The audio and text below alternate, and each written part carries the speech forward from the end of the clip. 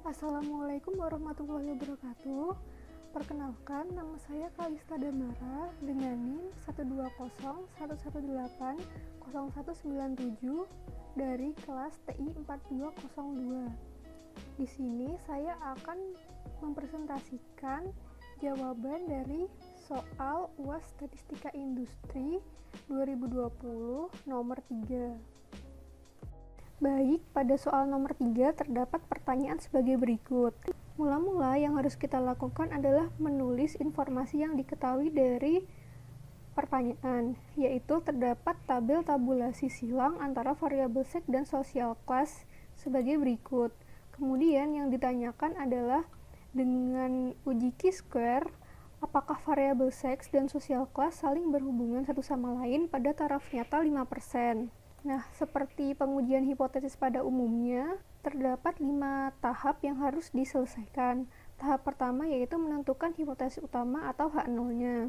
H0 di sini merupakan keadaan yang normal pada suatu studi kasus.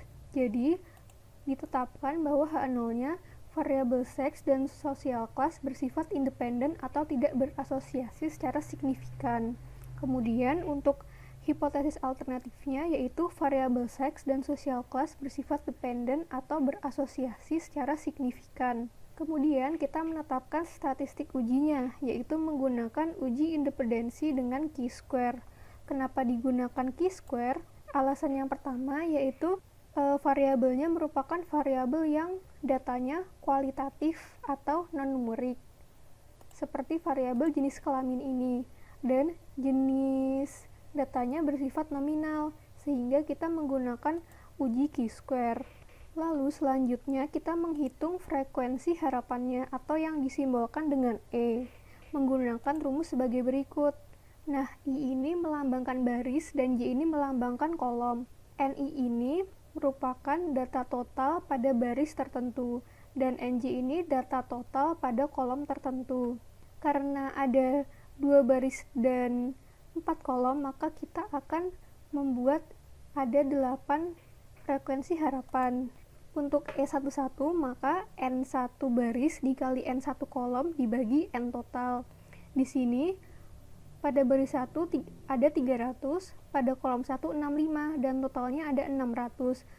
Maka 300 dikali 65 dibagi 600, sehingga setelah dihitung, maka hasilnya 32,5. Begitu juga dengan frekuensi harapan yang lain, hingga kita menghitung frekuensi harapan yang terakhir, yaitu pada baris 2 dan kolom 4. Selanjutnya, data yang kita perlukan yaitu adalah data O, OIJ untuk setiap sel. O itu apa? O itu merupakan data yang ada pada setiap sel. Semisal O11 berarti dia data pada sel baris 1 dan kolom 1.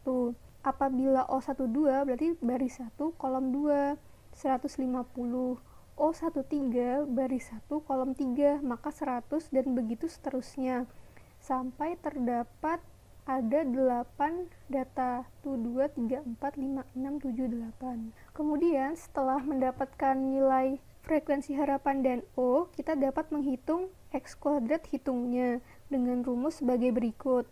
Jadi di sini terdapat 8 data frekuensi harapan dan terdapat 8 data O, sehingga kita memiliki 8 pecahan yang harus dijumlahkan karena dia sigma. Untuk baris 1 dan kolom 1, maka O11-nya 35 dikurangin E11-nya 32,5 kuadrat dibagi E11-nya 32,5.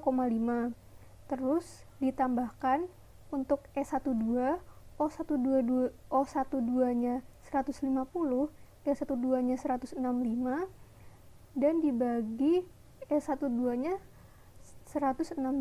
Begitu seterusnya sampai data terakhir.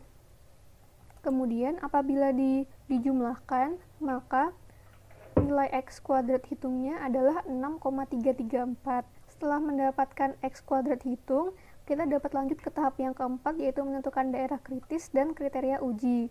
Daerah kritis, seperti biasanya, kita melihat dari taraf nyata dan derajat kebebasan. Taraf nyatanya sebesar 0,05, sementara untuk derajat kebebasannya dihitung dengan rumus sebagai berikut. I-1 dikali J-1 yang berarti jumlah baris dikurang 1 dikali jumlah kolom dikurang 1. Jumlah barisnya ada 2 dan jumlah kolomnya ada 4. Maka 2-1 dikali 4-1 hasilnya adalah 3. Kemudian kita tinjau pada tabel Q-square. Dengan taraf nyata 0,05, V-nya 3. Maka didapatkan nilai Q-square tabel adalah 7,815. Sehingga kriteria ujinya, dia akan tolak H0 apabila X kuadrat hitung lebih besar sama dengan 7,815 dan akan tidak tolak apabila X kuadrat hitungnya kurang dari 7,815.